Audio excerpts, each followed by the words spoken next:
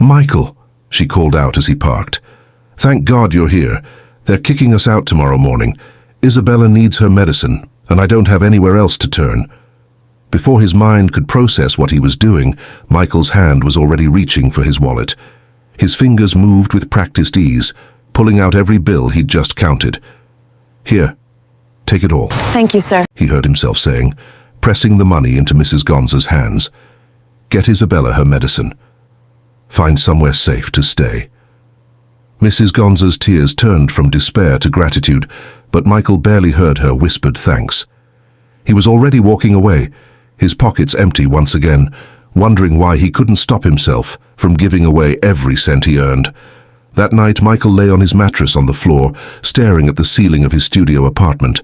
The refrigerator hummed loudly in the corner, its emptiness echoing his own. He'd done it again, and he couldn't understand why. The morning brought no relief, only the familiar sound of his neighbor's mocking laughter drifting through the paper-thin walls. Michael pulled on his work boots, the same pair he'd been wearing for 2 years, now held together with duct tape and determination. "There goes money, Michael," he heard Tommy Valdez sneer from the courtyard below. "Bet he's broke again by lunchtime." Sarah Chen from across the hall joined in the cruel chorus. "My cousin works at the bank downtown. Says Michael's account never has more than $50 in it. What kind of man can't even save money?" Their words stung because they were true. Michael had been working since he was 16, taking any job he could find: dishwasher, janitor, security guard, construction worker. He'd never been unemployed for more than a week in his entire adult life, yet he lived like someone who'd never earned a dime. At the construction site, his co-workers had their own theories. "Maybe he's got a gambling problem," suggested Rick, the crane operator, during their lunch break. "Or maybe he's into drugs. Nobody gives away money like that unless they're messed up in the head." But Michael knew they were wrong. He'd never touched drugs, never placed a bet, never even bought a lottery ticket. The money just disappeared. Every time he tried to save it, someone appeared who needed it more than he did. Like yesterday evening when he'd encountered old Mr. Patterson from the corner house, standing in line at the pharmacy with nothing but pocket change, trying to afford his heart medication. Or last month, when his co-worker's teenage daughter needed money for her school uniform, and her father was too proud to ask anyone else. Michael's supervisor, Dave Martinez, called him aside after lunch. "Elite, I've got to ask, are you okay? The guys are starting to talk, and not in a good way. You're reliable, one of my best workers, but living like you do, it's not normal, man." Michael wanted to explain, wanted to tell Dave about the strange compulsion that overtook him every time he saw someone in need. But how could he describe something he didn't understand himself? Instead, he just nodded and promised to be more careful with his money. That promise lasted exactly 3 hours, until he saw the teenage mother at the bus stop, counting coins to see if she had enough for her baby's formula. The phone rang at 7 in the morning, jolting Michael awake from his restless sleep. His sister Carmen's name flashed on the cracked screen, and his heart sank. She only called when she wanted something, and lately, those calls had become more frequent and more desperate. "Michael, thank God you picked up." Carmen's voice was tight with anxiety. "I need your help. Tony lost his job last week and we're behind on everything. The mortgage, the car payment, Isabella's daycare. I know you just got paid, and I swear this is the last time I'll ask." Michael sat up on his mattress, running his hands through his hair. "Carmen, I don't have—" "Please, Michael. You're the only one who can help us. Mom and Dad refused to talk to me after what happened with Tony's drinking problem. You're all we have left." The desperation in his sister's voice cut through him like a knife. Carmen had always been the responsible one, the sister who'd graduated college, married young, and seemed to have everything figured out. But life had a way of humbling everyone eventually. "I'll figure something out," Michael heard himself saying, even though his wallet contained exactly $12.37. He worked a double shift that Saturday, earning enough overtime to help Carmen catch up on her mortgage payment.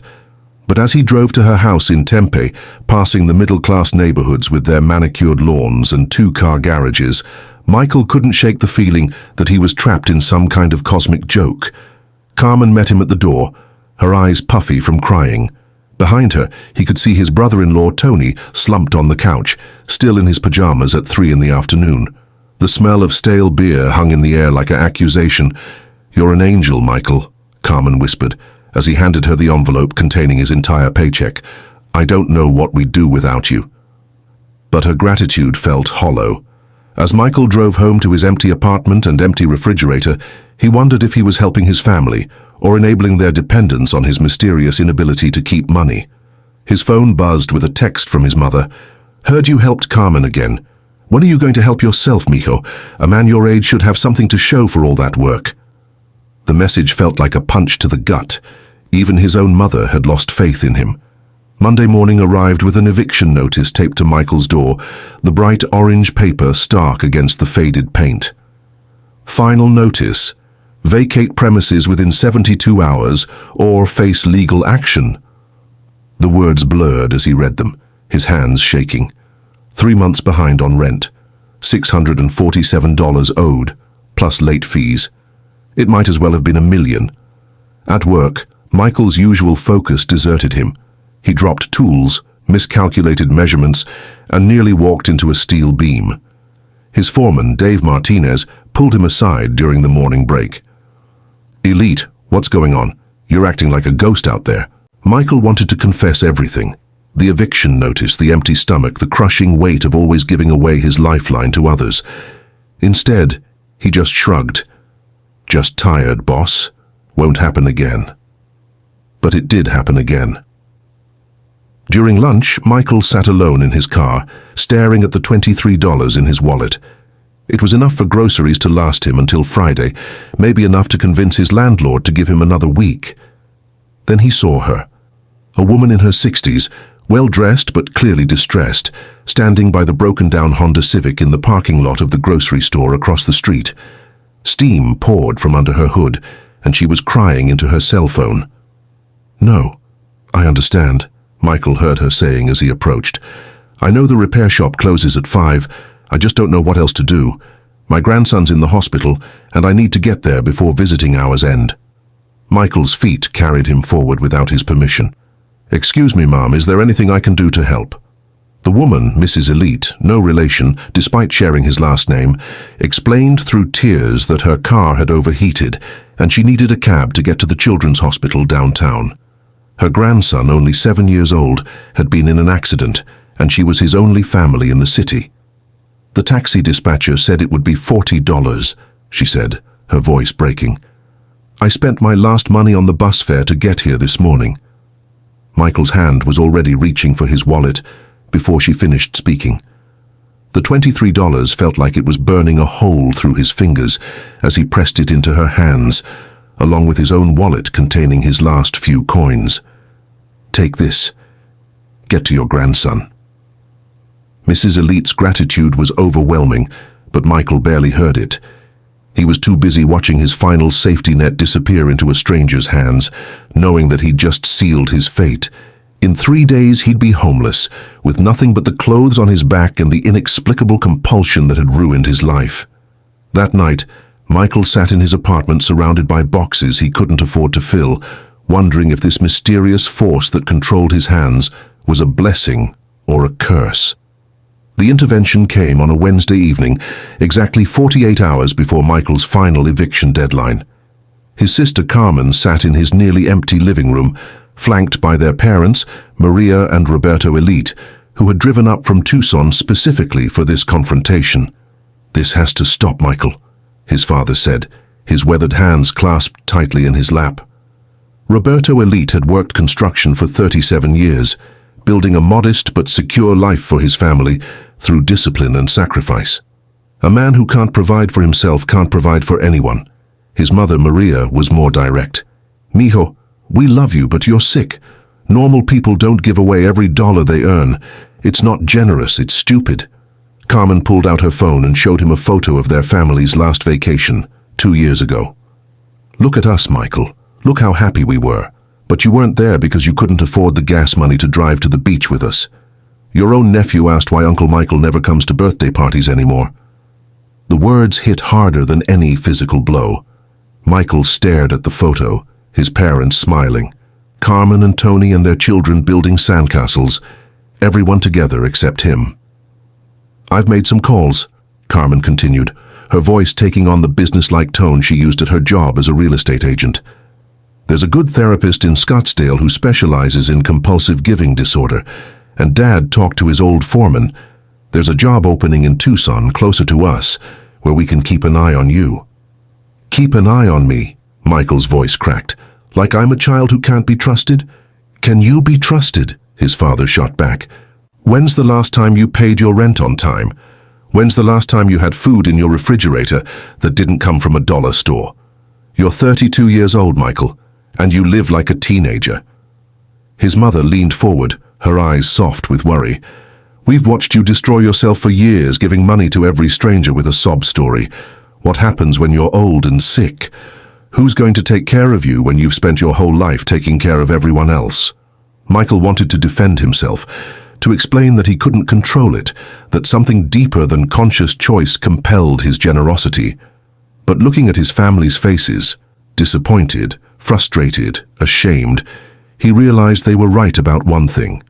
Whatever was happening to him, it was tearing apart the people he loved most. "I'll think about it," he said finally, though they all knew it was a lie. After they left, Michael sat alone in his apartment, surrounded by the silence of his empty life. Tomorrow, he would lose his home. Next week, he might lose his job, and he still couldn't explain why his hands refused to keep the money he earned. Michael's last night in his apartment was interrupted by a knock at the door at 11:30. He opened it to find an elderly man in an expensive suit, someone he'd never seen before in his working-class neighborhood. The stranger's eyes were kind but penetrating, as if he could see straight through to Michael's soul. "Michael Elite?" the man asked, his voice carrying a slight accent Michael couldn't place. "Yeah, that's me. Look, if you're here about the rent, I'm not." The man smiled gently. "May I come in? I have something important to discuss with you." Against his better judgment, Michael stepped aside. The stranger introduced himself as Professor Emmanuel Weiss, and he spoke with the measured cadence of someone accustomed to being listened to carefully. "I've been watching you, Michael. Not in a threatening way, please don't be alarmed. I've been studying patterns of human behavior, specifically those individuals who seem compelled to give beyond reason. You're not the first person I've encountered with your particular gift." Michael laughed bitterly. "Gift? Is that what you call being too stupid to keep money?" Professor Weiss sat down on Michael's single folding chair, seeming completely at ease in the sparse surroundings. "Tell me, when you give money away, what does it feel like? Is it a conscious decision, or does it feel like something else is guiding your actions?" The question caught Michael off guard. No one had ever asked him to describe the sensation before. "It's like my hands move before my brain can stop them. I see someone in need and I know I should walk away, but I can't. It's stronger than hunger, stronger than fear." "And afterward? How do you feel?" Michael considered this. "Empty. Not just my wallet, everything. Like I've given away a piece of myself along with the money." Professor Weiss nodded knowingly. "Michael, what I'm about to tell you may sound impossible, but I believe you have what some cultures call the gift of the sacred hand.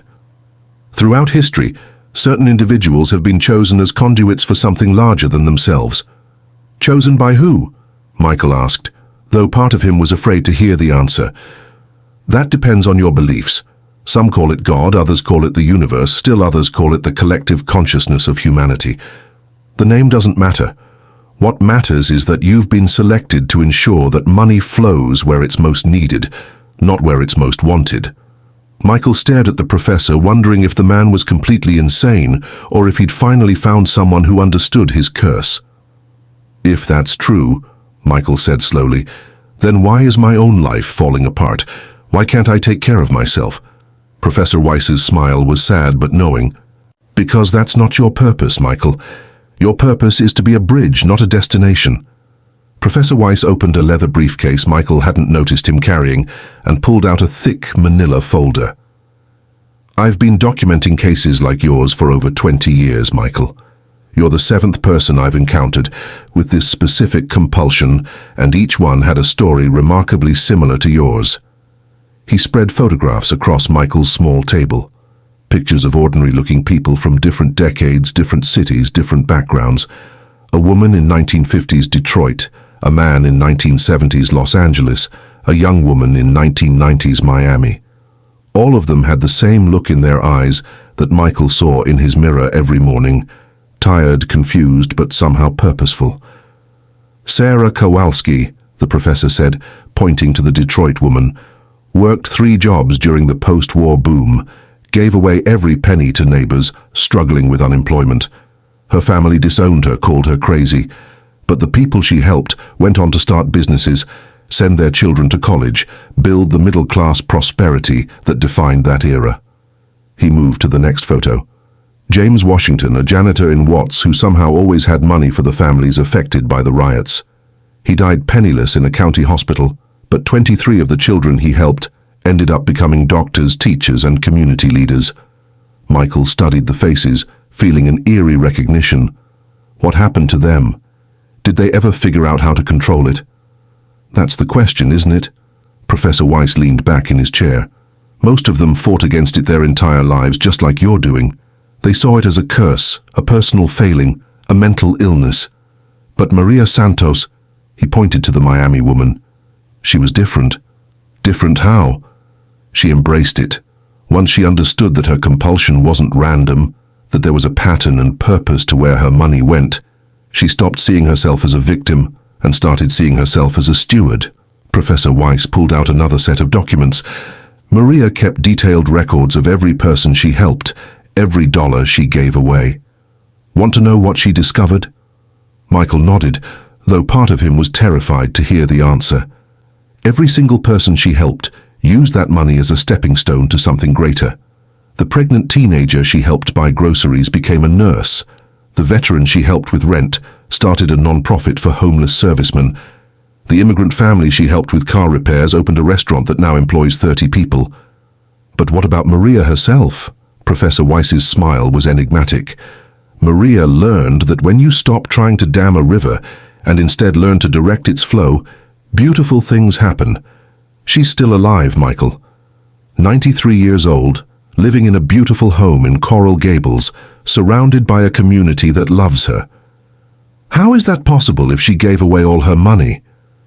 Because, the professor said, closing the briefcase, the universe has a way of taking care of those who take care of others, but only once they stop fighting their purpose and learn to work with it instead of against it.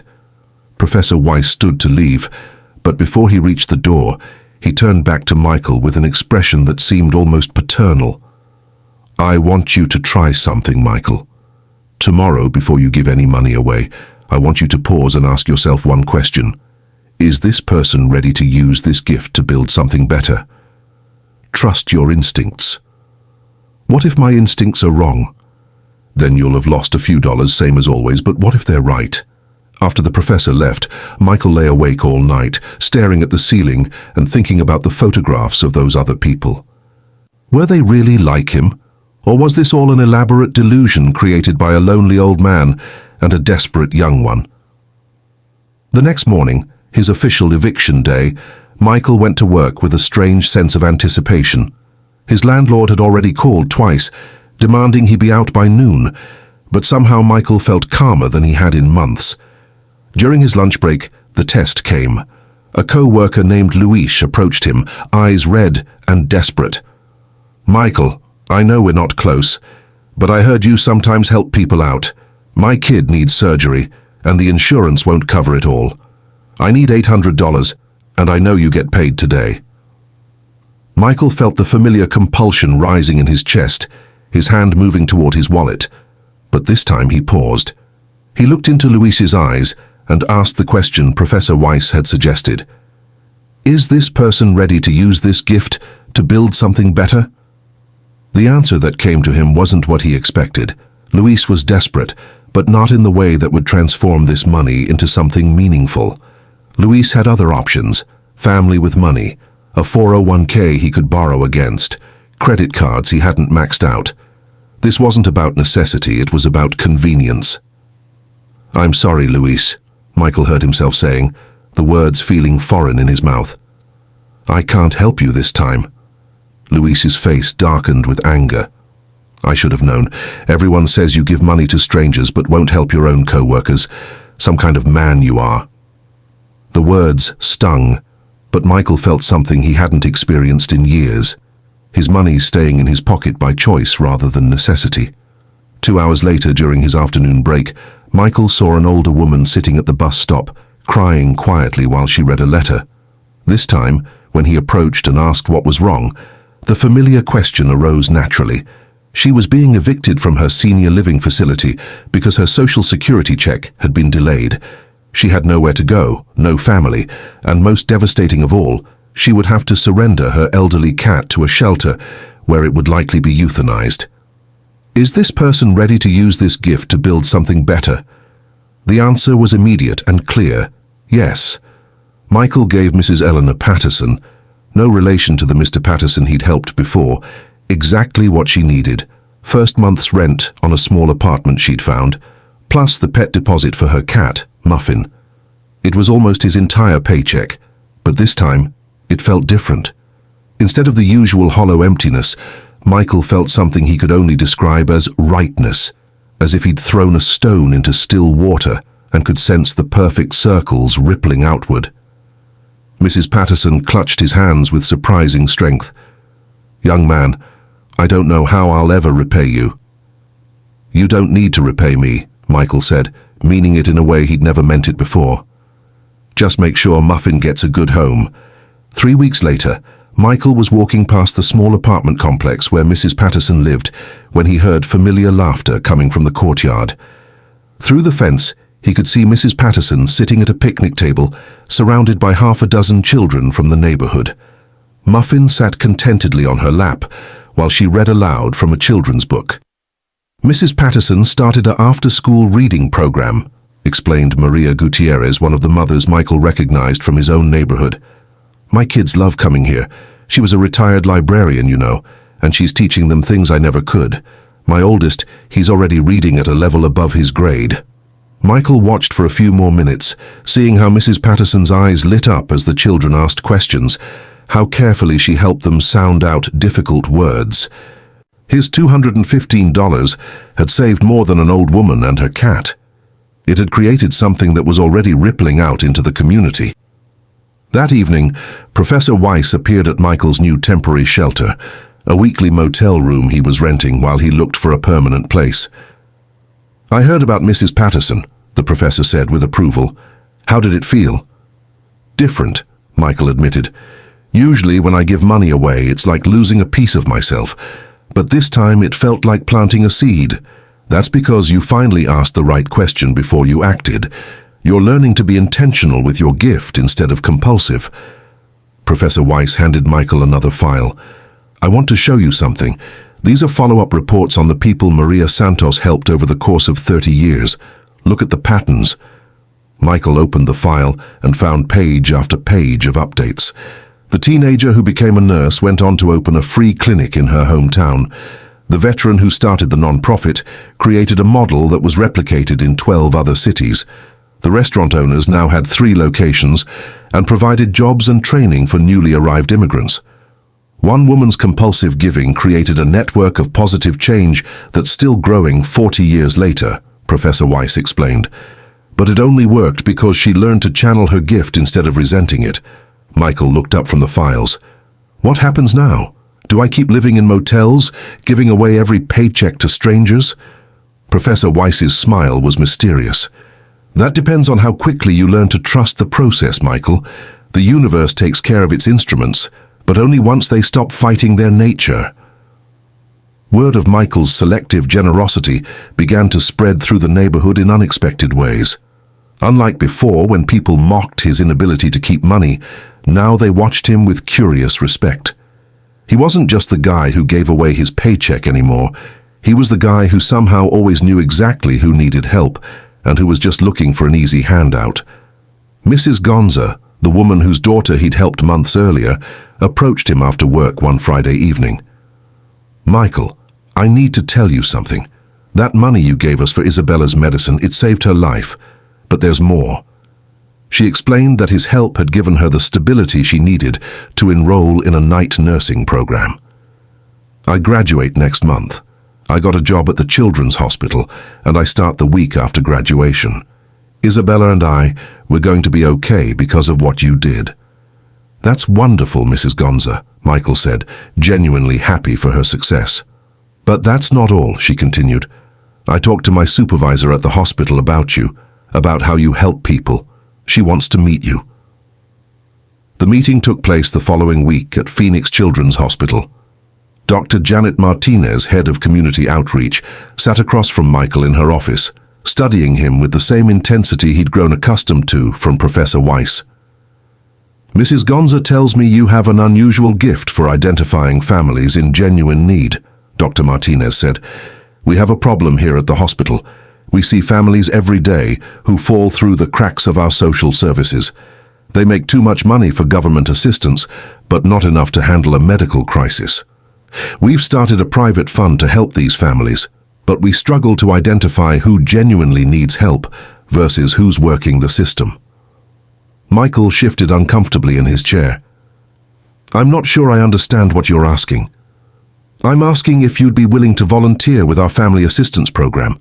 Help us evaluate requests, maybe even do some home visits to assess situations. We can't pay you much, just a small stipend to cover your expenses, but you'd be doing what you're already doing, just in a more organized way." The offer felt like a doorway opening into a future Michael had never imagined. Instead of randomly encountering people in need, he could actively seek them out. Instead of giving away his entire paycheck in moments of compulsion, he could manage a pool of money specifically designated to help others. "Can I think about it?" Michael asked. Dr. Martinez smiled. "Of course, but don't think too long. There are 12 families on our waiting list right now, and I suspect you're exactly the person we need to help us help them." That night, Michael called Professor Weiss to tell him about the job offer. "Congratulations, Michael," the professor said. "You're about to discover something Maria Santos learned 40 years ago. When you align your gift with your purpose, the universe provides the resources you need to do the work you were born to do." Michael's first day as a volunteer family advocate at Phoenix Children's Hospital changed everything he thought he knew about his strange compulsion. Instead of waiting for chance encounters, he was given files on families who had specifically requested assistance. His first case was the Williams family, a father who worked 2 jobs, a mother who cleaned houses under the table for extra income, and a 3-year-old son who needed hearing aids their insurance wouldn't fully cover. The family lived in a tidy but sparse apartment, and Michael could see they'd already sacrificed everything they could. When Michael asked his internal question, "Is this family ready to use this gift to build something better?" the answer was immediate and overwhelming. Yes. The hospital's assistance fund covered the hearing aids, and Michael was there when little David heard his parents say, "I love you," clearly for the first time. But what happened next surprised everyone. The Williams family didn't just take the help and disappear. Mrs. Williams started volunteering in the hospital's playroom, using her experience with David to comfort other parents of children with hearing issues. Mr. Williams, who had skills as an electrician, began doing free repairs around the hospital during his time off. "They're giving back," Dr. Martinez observed during Michael's weekly check-in. "Not because we ask them to, but because they want to." "That's how it works," Michael said, finally beginning to understand his gift. "The people who are ready to receive help are the same people who are ready to give help. It's all connected." His second case was more complex. A single mother whose son had been born with a rare genetic condition requiring expensive treatments. The woman, Sandra Chen, had lost her job when she couldn't maintain regular attendance due to her son's medical needs.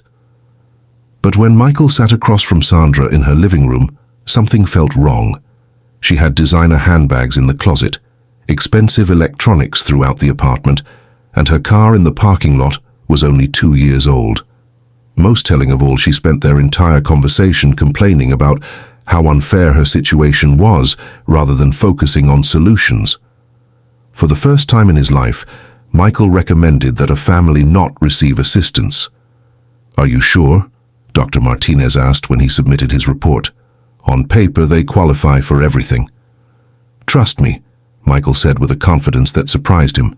If we give her money, she'll spend it on herself and come back asking for more in 3 months. But if we offer her job placement services instead, we'll find out what she's really looking for. Dr. Martinez took his advice. When the hospital offered Sandra job training and childcare assistance instead of direct financial aid, she became angry and stormed out, claiming the hospital was discriminating against her. "How did you know?" Dr. Martinez asked Michael later. "I'm learning to listen to something deeper than what people tell me with their words," Michael replied. Dear friends, thank you so much for watching. Don't miss part 2 where the shocking truth came out. Please support me by subscribing to my channel, and don't forget to like and share this video. It means the world to me. Take care of yourself, and never forget how much you're loved. I can't wait to see you in the part 2. Sending you all my love.